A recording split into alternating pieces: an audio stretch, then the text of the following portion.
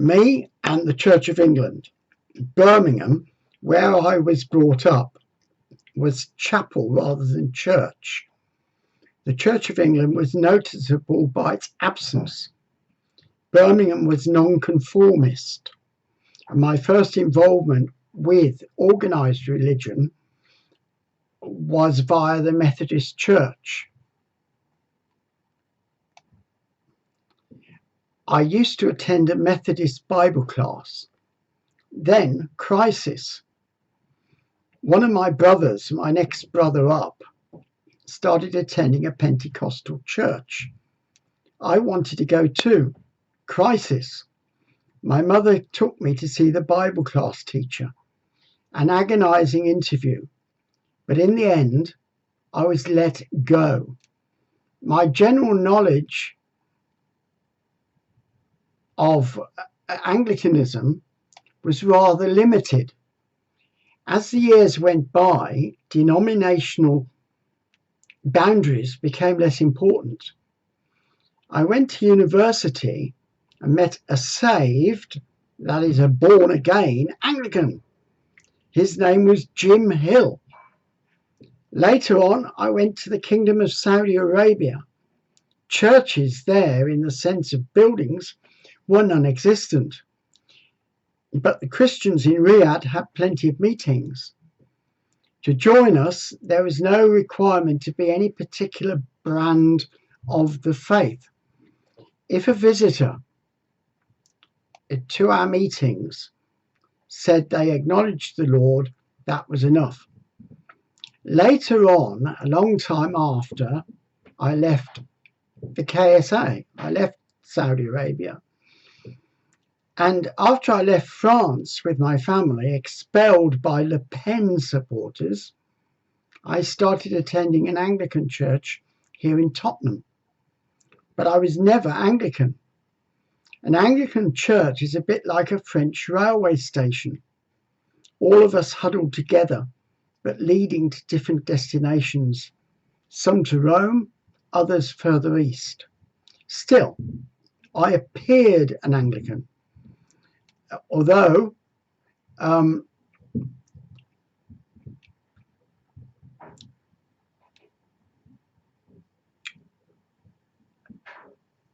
it was the non-Jim Hill, non-evangelical variety. So what has happened in the Anglican Church, the disaster of the York appointment, grieves me, as I'm sure it grieves God. Hence, I've written my appeal to the football lads. This is the appeal to the football lads. The foul Church of England bureaucracy behind the inappropriate appointment of Stephen Cottrell to York has made itself even more ridiculous than usual. Criticism of Joelle Warren, usurper of the royal prerogative. Jolie has been Her Majesty's Vice Lord Lieutenant for Cheshire since 2010 and lives in Alsager. She's widely known in the business community as founding director of Warren Partners, headquarters in Cheshire with offices in London and Edinburgh.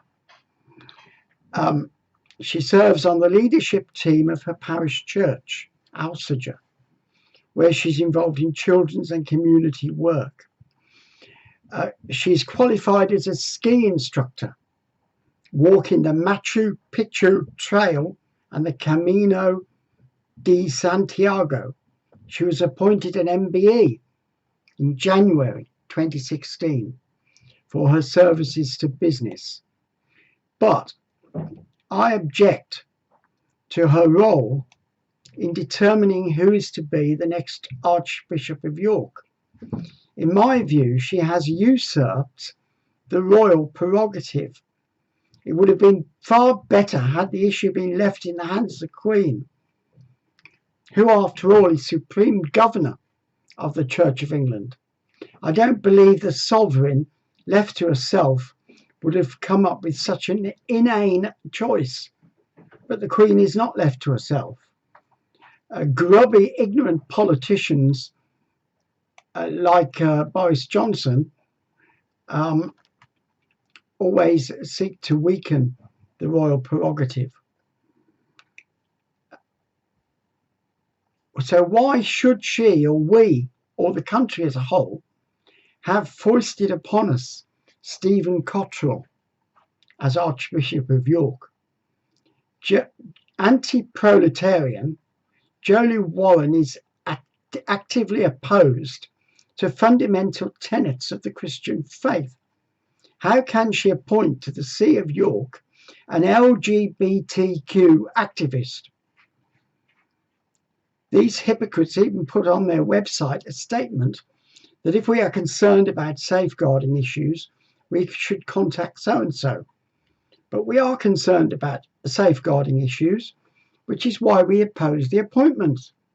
When Bishop of Chelmsford, Cottrell constructively, unlawfully dismissed the Reverend John Parker, who was also a governor of an Anglican school in his diocese, driving him out from his living as he objected to an LGBTQ group, mermaids, going into the school to transition children.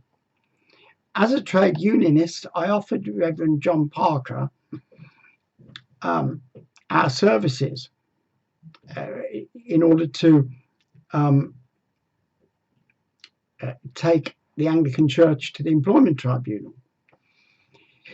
It is Jolie, but directed by Boris Johnson, who is responsible for an abominable, blasphemous desecration of York Minster in its service of enthronement, which she has arranged, scheduled for the 9th of July 2020. I appeal to the Democratic Football Lads Alliance, to UK vets, etc., anyone interested, to join me on the 9th of July 2020 in a peaceful protest against the said enthronement of Stephen Cottrell, either inside York Minster or, if we are not allowed inside, outside the cathedral. This is a prayer against Stephen Cottrell's appointment, to be prayed by the football lads. We pray against the Pervs who have taken over, or seek to take over, the Church of England. Protect the children whom the Anglican hierarchy has today, July the 9th, 2020, delivered into the hands of sex change activists. We place all our faith in you, O Lord.